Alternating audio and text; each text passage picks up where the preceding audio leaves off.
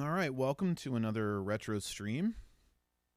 Tonight we're going to be playing a 2012 Atari 2600 homebrew called Space Rocks. And if you played Asteroids on the Atari 2600, this is a real treat because this game is like the ultimate version of classic Atari Asteroids reimagined and redone for the Atari 2600. And if you remember anything about the original Atari 2600 Asteroids, it was actually a pretty good game and reasonably faithful to the arcade game.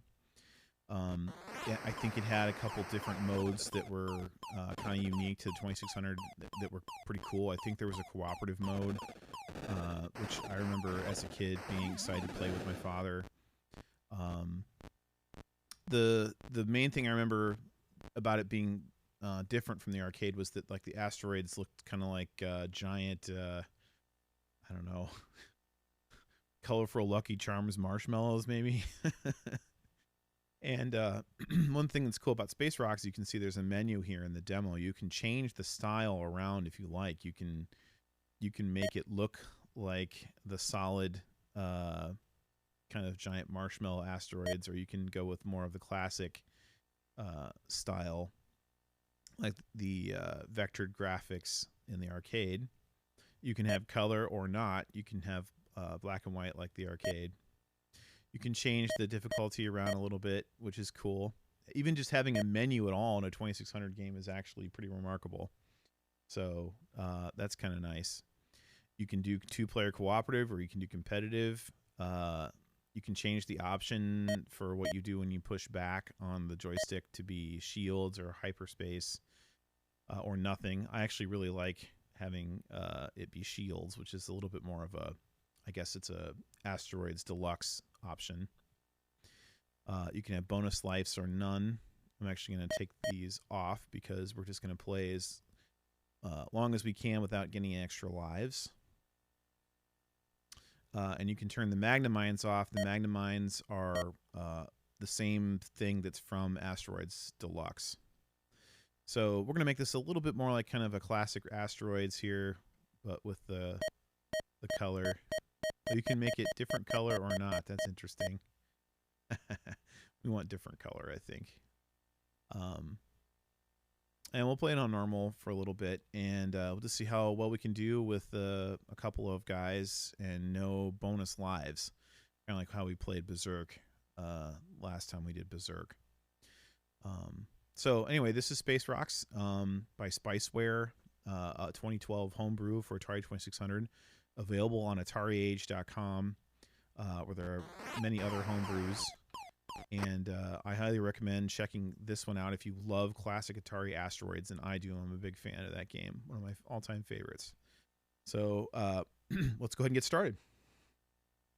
I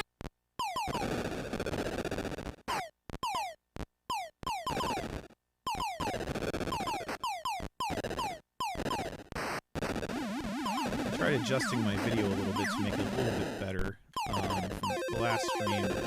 I thought I turned off Magnamines.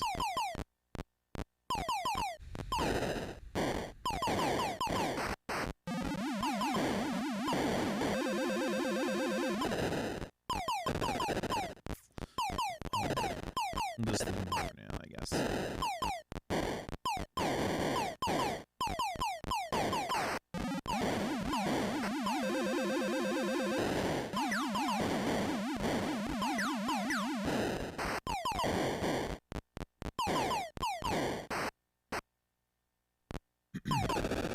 And if you know anything about the hardware on the Atari 2600, this is quite a remarkable game. This is actually, in my opinion, the best version of Asteroids on any Atari home hardware, including the Atari 8-bit computer, which often had superior versions of arcade ports compared to the 2600. Pac-Man, for example, is vastly superior on the 2600, or the 8-bit hardware compared to the 2600. And the Atari 5200 is essentially the Atari 8-bit hardware. And so 5200 is similar and it's superior. Alright, doing pretty good here.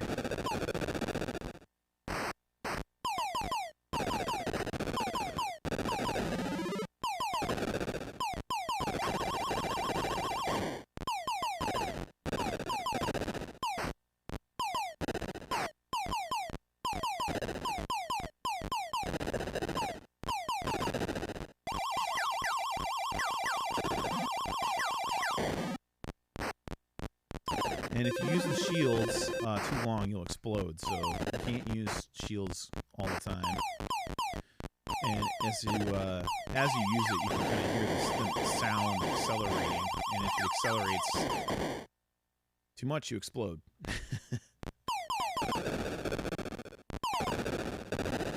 Another thing about the original Atari Asteroids is that the score would roll over if you got higher than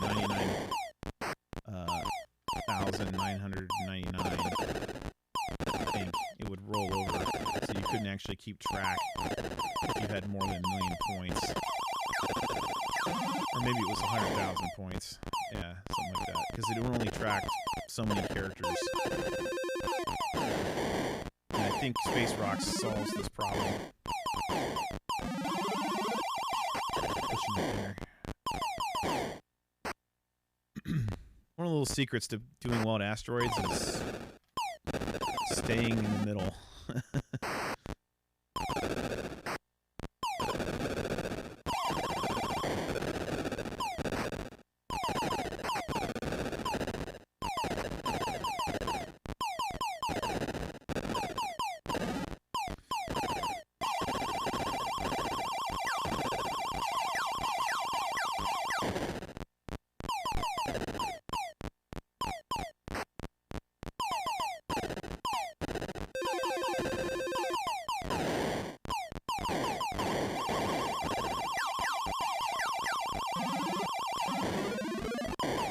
Oof, that was close.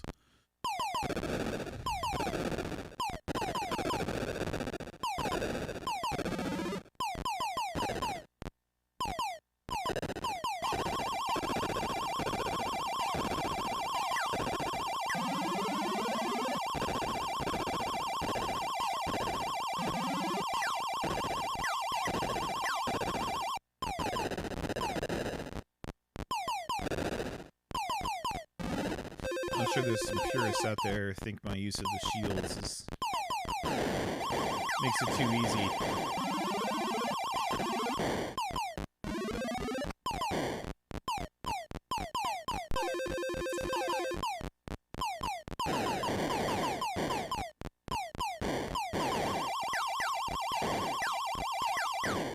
Another thing they changed about Asteroids Deluxe over regular Asteroids in the arcade, people figured out that if you just left one asteroid floating around, the enemy saucers would just continuously show up and you could just rack up points killing saucers. But I can tell you, having tried that with a real Asteroids arcade cabinet, it's not that easy. For one thing, I think there was a revision at some point where they made it so that the saucers start to show up. I finally bought it there. Start to show up in Wakamikaze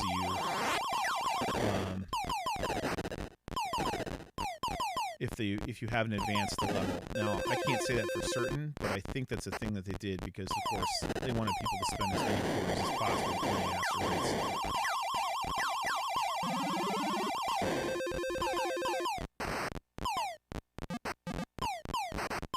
The name of the game for the arcade games originally was to get people to spend money.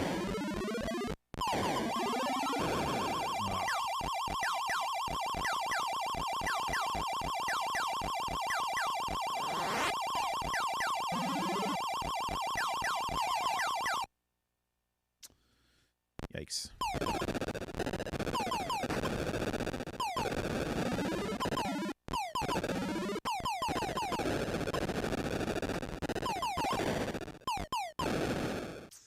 I did that to myself.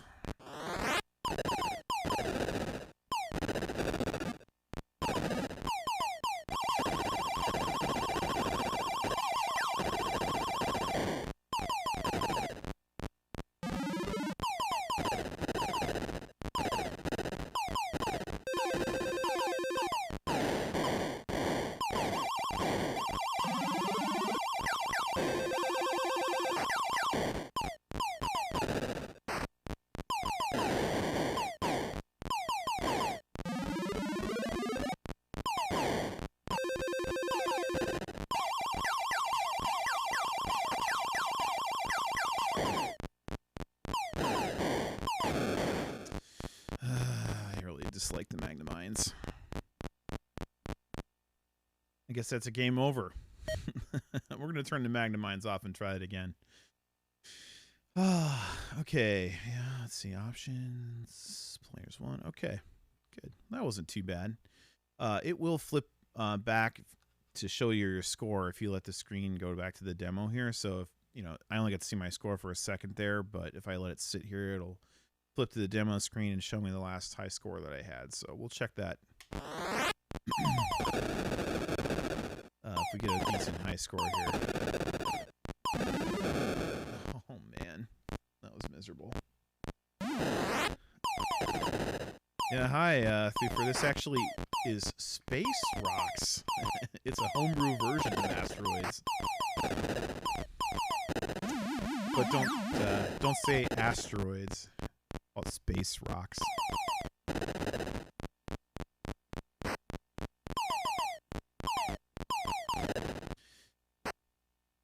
And again, one of the things that's sort of remarkable about this game is just what a great version of Atari Asteroids this is. Again, it's just great with all the options that you have. You gotta remember it. Atari 2600, while it can address more RAM on a cartridge, only has 128 bytes of memory. So to be tracking all this information with that amount of RAM, it's kind of insane. I don't know exactly how they're doing it with this cartridge.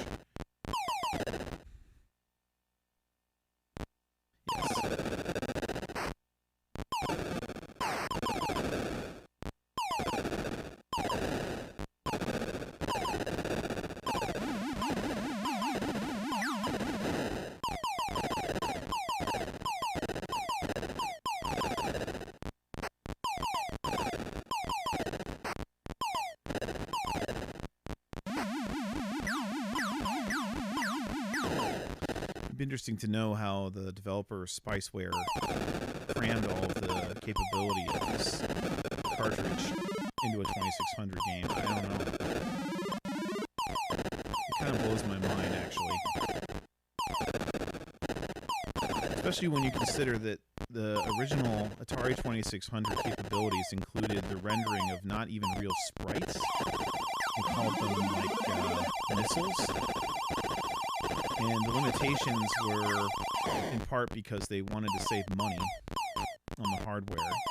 And in 1977, the hit game was Pong still. So they allowed you to basically render like 4 objects, which is like 2 missiles and then 2 paddles, essentially. So I don't know. I'm not even sure how they're doing all these different bullets and stuff.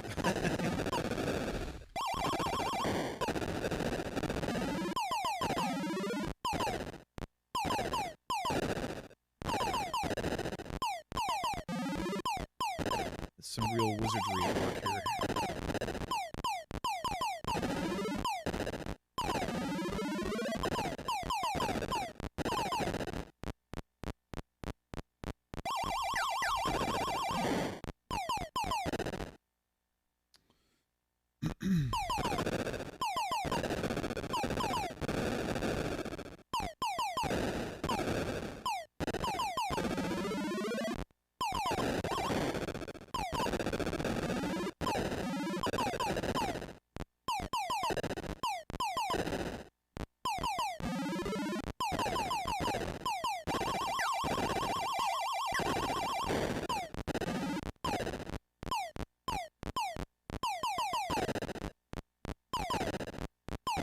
Yeah, as a kid, I used to fly around the screen as fast as I could, which, of course, is like suicide, because it was fun.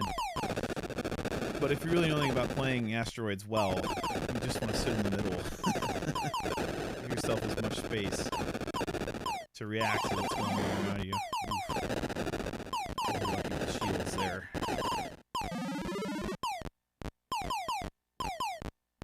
Maybe the shields are a little too good. I don't know.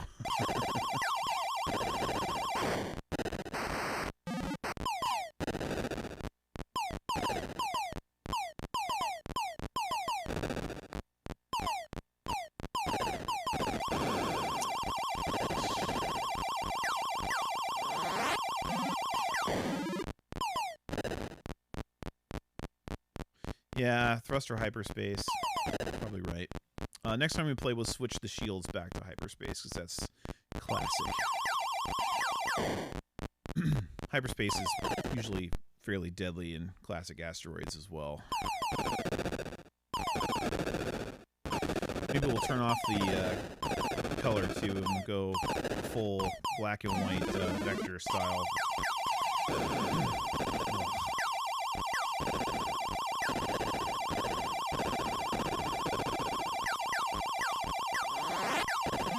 Yeah, exactly.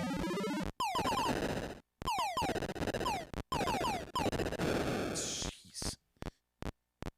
Okay. Well, I had about, I think, almost 60,000 the first time. That's 33,000. That wasn't too bad. Let's go hyperspace. We'll turn the color off. Have a brighter white, or is it just gray? Yeah, just gray. Okay. It's interesting that you can turn the friction off. I'm not sure exactly why you would be wanting to do that. I don't think any version of asteroids doesn't have friction, but I guess it's an interesting concept. Anyway, we'll go with sort of the classic asteroids here. Just hyperspace and not shields, because shields was feeling a little bit overpowered there.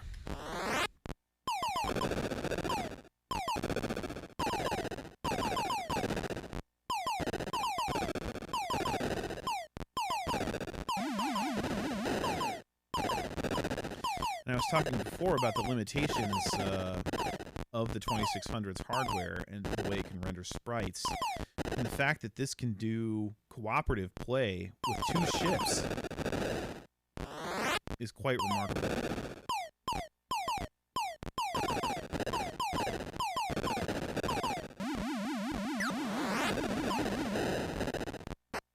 Already abusing the hyperspace.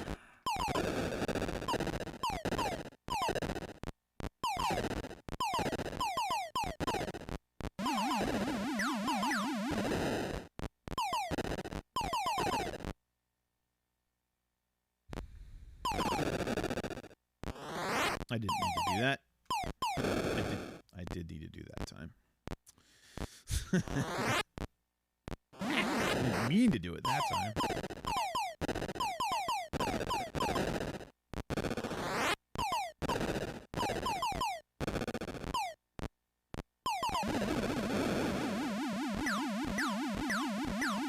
Yeah, a little delay. When I played, man, I accidentally, well, that warped me right into an enemy ship. That wasn't good. I guess that's technically classic. Jeez. That's what happens when you have to read chat. All right, let's give this another try.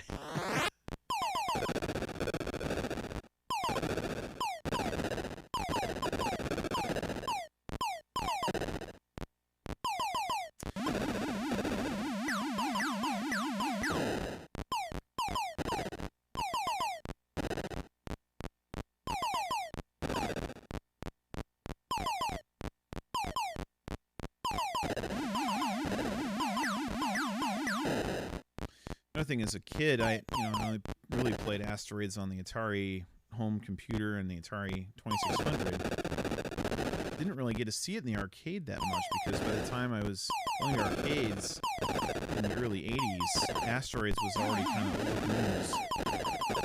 So I would see it once in a while, but I never actually remember playing it as a small kid. It wasn't until a little bit later that I saw it and realized that the controls are buttons. And there's no joystick, which is a little weird, but I guess, if you're used to that, the joystick is weird.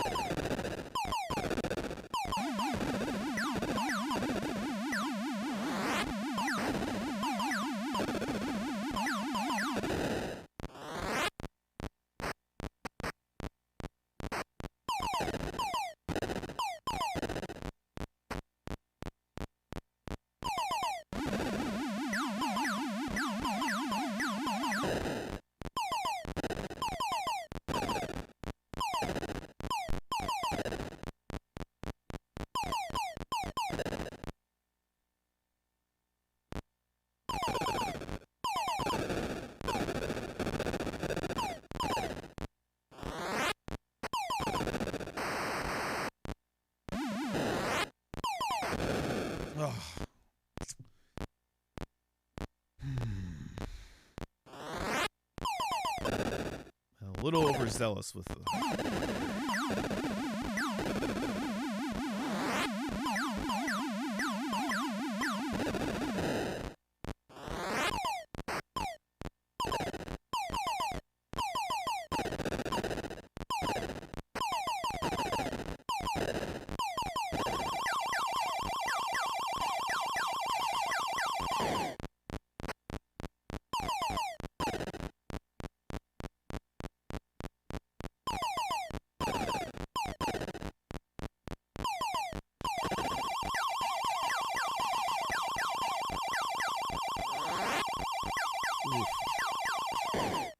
Yikes. It's definitely a lot harder without shields. No question.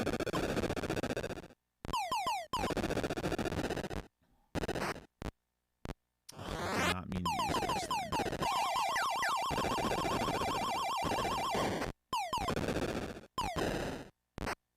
You can change, I think, the controls around to not have it be pull back on the control stick. But I'm so used to doing that to fire off my shields. I think if I changed it, it might mess me up.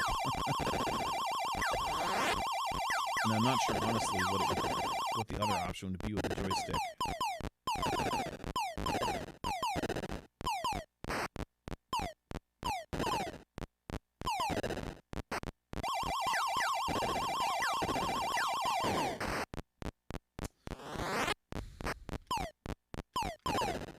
I do recall that if you use hyperspace like repeatedly, you'll explode, much like if you hold down shields too long.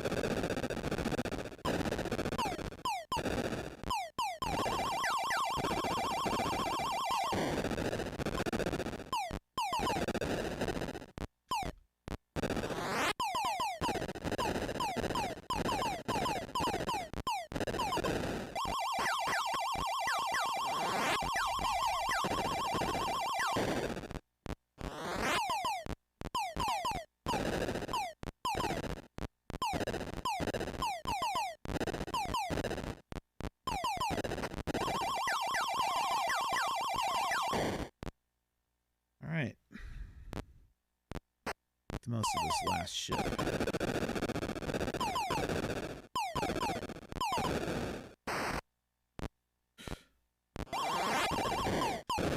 Nope.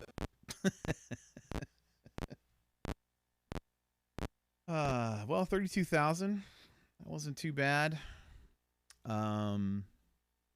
Let's for this next one, let's mix it up a little bit and make it look more like the old 2600 graphics with the solid cotton ball asteroids. And we'll keep it with hyperspace.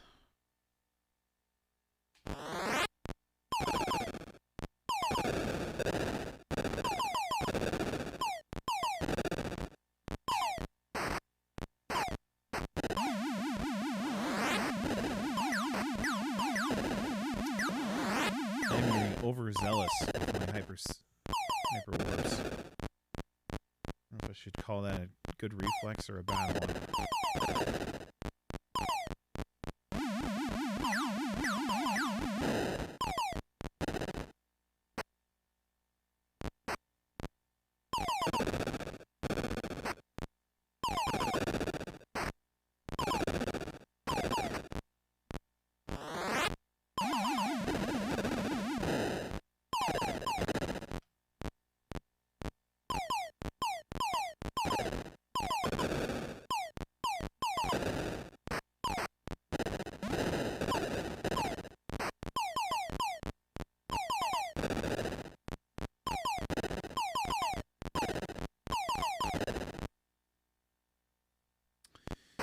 Having no bonus lives is a nice way to encapsulate a score attack challenge.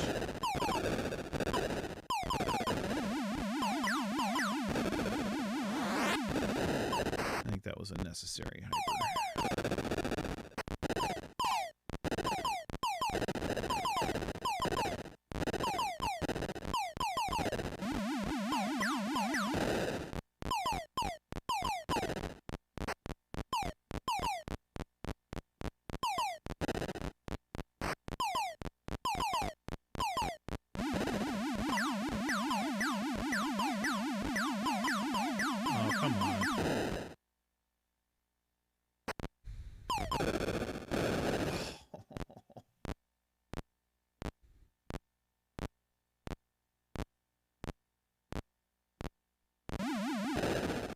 There is an algorithm of some kind to keep you from getting placed right in front of an asteroid when you die.